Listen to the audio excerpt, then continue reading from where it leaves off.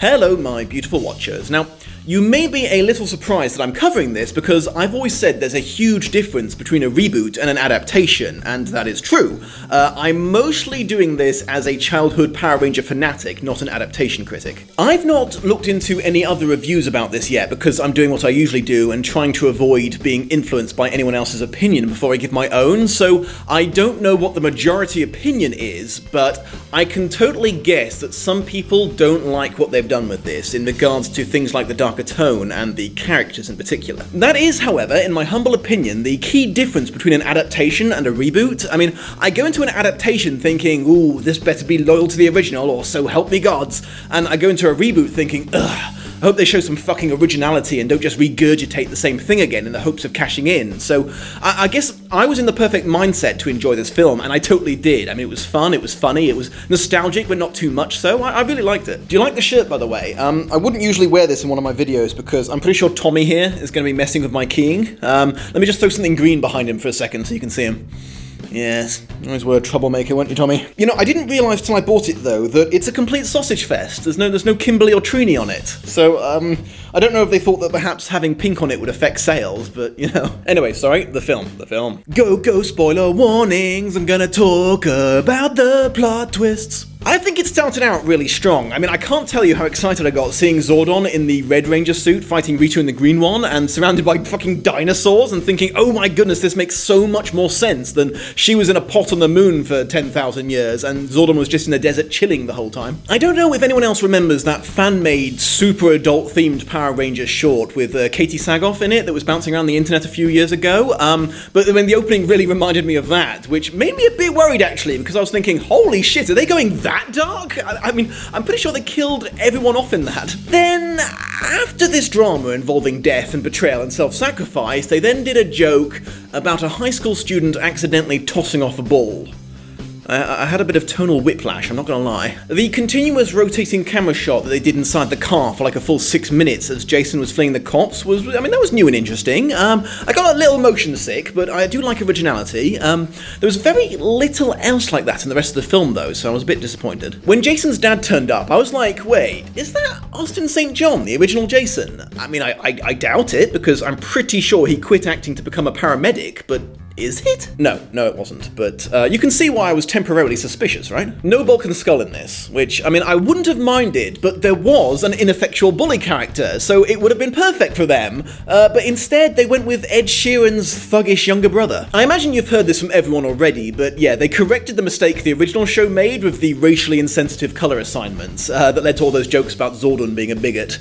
I think they even referenced it at one point when Zach looks right at Billy and is like, hey, I'm black. And Billy's like, what? No, you're not. Billy also said that blue wasn't his favourite colour in that scene, which made me laugh because I've always wondered if maybe one of the Rangers might have been just a little bit secretly jealous that one of the others got the colour they wanted. Speaking of Billy, believe it or not, he was always by far my favourite Power Ranger back when I was a wee nipper. I mean, usually I would have picked Jason because I just absolutely loved the colour red when I was a kid, but I guess I never really felt like the leader of my group of friends, so I just naturally gravitated towards the nerdy one that everyone else had to occasionally look after. So I was pretty happy that Billy was getting a lot of attention in this. I mean, they dropped a pretty big bombshell in regards to him early on though, when they revealed that he's on the spectrum. My reaction to this was pretty much, what? The original Billy wasn't autistic? Wait, was he? He never made eye contact, he was always really bad at social situations but really great at science and other academic things, and he responded to things in a really odd way. I mean, he was always saying negative instead of no and stuff like that. Huh.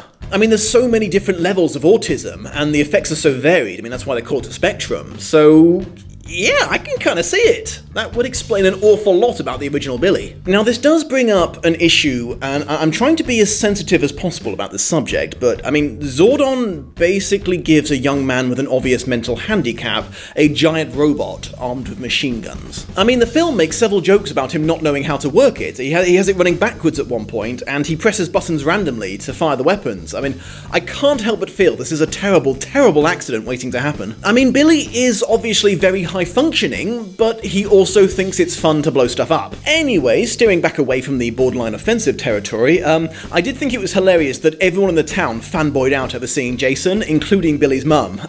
Although he does claim slightly later in the film that everyone hates him. That was inconsistent now that I think about it. I couldn't help but feel that Zach and Trini got just a little bit screwed on their intros compared to the other three. I mean, they're both just sort of there eventually. I mean, Zach is sitting on top of a train making jokes to himself, and Trini is doing Tai Chi or something on top of a boulder while listening to death metal. I guess that does tell you something about them, but I mean, everyone else is well into their development by this point, so they had to do a lot of catch up with these two later, like by introducing Zach's dying mother and Trini's super high-strung mother. Huh.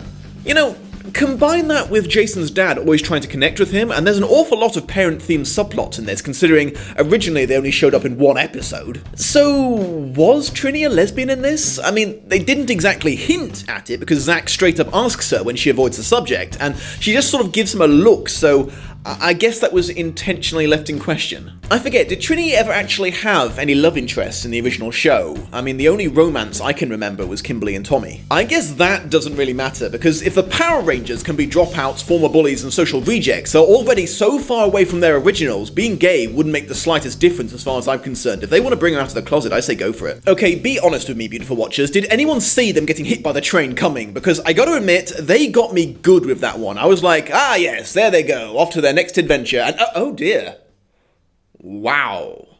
We are gonna need some new Rangers. Of course, because they did that surprise so well, I was super ready for it the next time they tried it, you know, when Billy falls off the cliff. So I was just kind of waiting for that to happen. I'm honestly surprised he made it across at all. I thought it would be much funnier if, after all that build-up, he leapt and then just sort of went straight down like Homer Simpson on a skateboard. Did Billy's mum never ask him what happened to her van? I mean, I kind of feel like I would have had a few questions if he borrowed it, and then it was brought back by the police the next day with a massive train-shaped indent in the side. I couldn't help but noticed that the teens found their power coins before Rita's body got dredged up from the sea, so I'm wondering, did they accidentally bring her back to life by reactivating the morphing grid, or did the coins draw them there because they sensed that Rita was about to come back?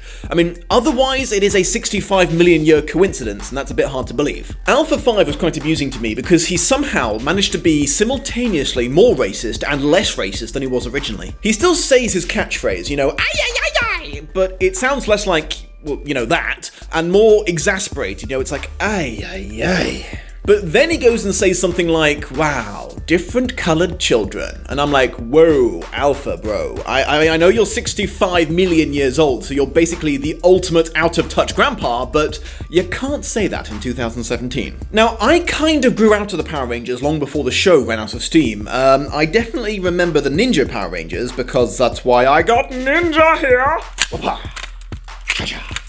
What?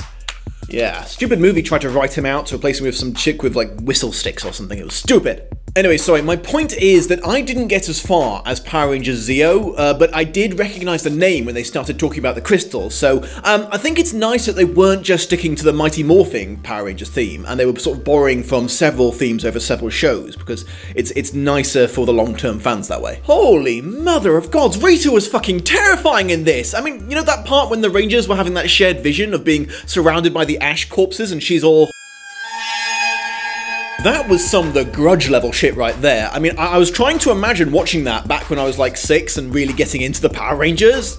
Holy shit, I would have been sleeping with the light on for a fucking decade. Now, before you go calling me a wuss, remember that in this movie, she straight up murders people by tearing them apart with her claw hands and rips out their gold teeth, so, you know, it's a bit messed up. Speaking of her victims, how come every cop in Angel Grove seems to work alone? I mean, don't the American police have some rule where they always travel in pairs? But, I mean, the guy investigating the fishing ship and then the shotgun wielder in the jewelry store were all on their lonesome. I was quite amused by the 3 rules of being a Power Ranger that Zordon tells them about, in particular the second one, which states you're not allowed to escalate a fight unless forced to by your enemy. They might as well have called it the, hey fans of the show, that's why they never used the Zords to squish the monsters right at the start rule. Although, now that I think about it, Zack totally ignores this rule at the end by grabbing the Mastodon to take out all the puddies. The original Rangers would have been so embarrassed to see that. I mean, I'm pretty sure after the pilot, they rarely even bothered morphing to fight puddies because they were so little a threat to them. Although, admittedly, these ones were made of stone and not just dudes in grey leotards, and there was a slight numerical difference.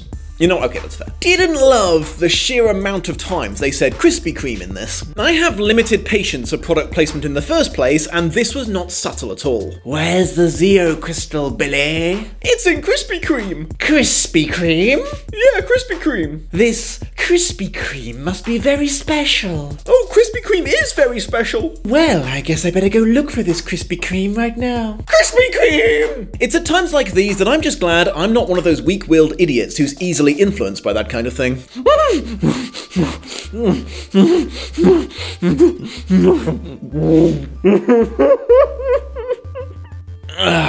Well, I hate myself. But, you know, it's not even the best advertisement for them. The Krispy Kreme in question gets torn apart by Goldar to form a massive doom pit of fire and death. Yay, bring the family. I feel like the original theme tune was criminally underused in this. I mean, we only got about 20 seconds of it in the entire movie, but a full minute of Kanye fucking West. I am not pleased with that ratio. I also feel they missed the mark slightly in regards to when Jason says, "It's morphing time," for the first time. I mean, he says it as they're walking up onto the platforms to try it for the last time, when I think the perfect moment would have been just before then, when Billy's just come back to life, but then he just says, "Hey, let's try this." As for the controversial new suits, I mean, I honestly didn't mind them all that much, to be honest. I mean, I would have liked to have seen the classic white diamond pattern on their chest, but other than that, there's nothing really terrible about them. Plus, I did like the way that their faceplates could retract to show who was inside them, because I always found the immobile grey mouths that were at the bottom of their helmets a little bit off-putting, you know. The Zords individually I thought were fine. I mean, they didn't look anything like their originals, but I guess that was kind of inevitable because this had a budget. What I really didn't love was the Megazord, because you couldn't see which bit of him was made out of which Zord, which was something I really liked about the original. This wasn't helped at all by them forming it off-screen, as it were. Incidentally, did they form the Megazord by accident in this? I mean, Goldar seems to mash them all together, then push them into the fiery pit, and then they come out as the Megazord, and they all seem really surprised about it. Actually, I'll tell you what, when they were being forced over the edge, that got just a little bit too real for me. I started welling up a bit, because the destruction of the original Zords involved them sinking into a pit of lava too, and that was a massive trauma for young the Dom. I mean, it took me a long time to get over that, so a lot of childhood emotions were coming back to me at that point in the film. That's actually, gosh, that's quite interesting symbolism, isn't it? The original Megazord died in fire, while this one was born in it. I mean, I wonder if that was intentional. Bloody clever if it was. You know, I never really questioned this as a kid, but how the hell did they get the Megazord back into hiding without anyone seeing where they were going? I mean, I was just imagining it loping through the countryside with this massive crowd of people following it with their camera phones going like, "Shoot, shoot, go away!" Even though they still had quite a lot of chemistry in the film, they cut out Jason and Kimberly's kiss that you see in the trailer, which I am almost certain is because of the fans' reaction. I mean, I repressed it, but my first instinct was to yell, "Get your hands off Tommy's girl, you red-suited punk ass!" There is no room for love triangles in the Power Rangers. I don't care if it's a reboot. No. I know from all the pre-movie hype that everyone was a bit annoyed that Goldar was turned into this big liquid gold monster instead of being a blue monkey wolfman thing. I mean, yeah, I didn't love that either, but I was so ready for it by the time I actually watched the film, it didn't faze me all that much. I really liked that this version of Zordon was much more, well, human. I mean, I know that's an ironic thing to say because he's an alien, but you get what I mean. He had an arc to go through. He wasn't just like this perfect godlike being like in the TV show. He's really messed up by Rita's betrayal and the loss of his original team, and because of that, he has trouble believing in and trusting in the new Rangers. I also thought it was a really good touch that they had him turning down his chance to live again so that Billy could come back to life. I mean, I'm not sure how that worked, but I liked the sentiment. So I don't think the big question is, did they make it darker? Because they clearly did. You could see that right from the start of the trailers. Now, I think the question should be, was that a bad thing? I mean, on one hand, it is very out of keeping with the show's original hokey appeal, but on the other hand, I think it's showing that the creators are making this for the show's original fan base, who will now be around my age and not particularly interested in watching a cheesy kids movie. I don't expect everyone to agree with me, but personally, I actually appreciate that. I think part of the problem here is there is just such a huge stigma towards this sort of change at the moment because people have been so burned recently by movies that were under the impression that, you know, being more adult and being a bit darker means you have to suck all of the humour out of it as well. Power Rangers doesn't do this. I mean, in my opinion, it's still a very bright and very cheerful movie overall. It's just compared to a 90s TV show for children, anything would seem super dark. Okay, to round this off, I'm just going to state all of the random Power Ranger facts that I know to preempt people explaining them to me in the comments. Yes, I know about the Super Sentai, but I'm just honestly not that interested in that side of it. Although I did like the joke they did at the end where Trini ribs on her brothers for assuming that the Yellow Ranger was a dude, because he originally was in the Japanese footage they used in the fight scenes. I also know that some of the actors for the original Power Rangers went through some serious shit when they got older. David Yost, the guy who played Billy,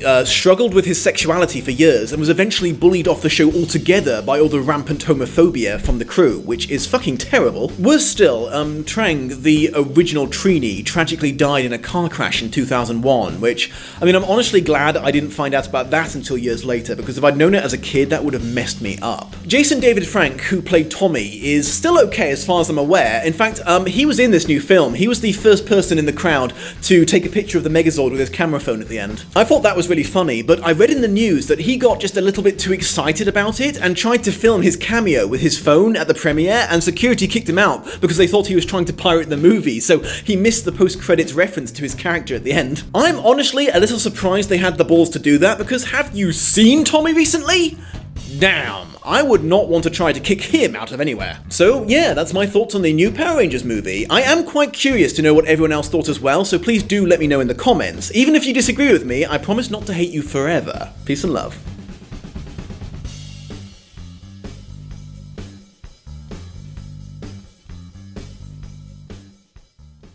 Hey beautiful watchers, I just wanted to give you a quick reminder that there's a variety of rewards you can earn by becoming a Patreon, including early access to all videos, getting to be a part of the survey about how many people saw the film and read the book, or playing Minecraft with me on my 24-hour server. Higher level contributors can also join the Dom Skype chat room, and best of all, choose future episodes of Lost in Adaptation. However, if right now you are thinking, my goodness the Dom, I can't do that, I need my money to buy fattened goats for the dragon I have hidden in my basement. He'll eat nothing else! Fear not, if you would instead be willing to like, share, subscribe, or a combination of all three, that goes a long way towards helping my channel grow and reach new beautiful watchers. Have a most pleasant day, and I will see you soon.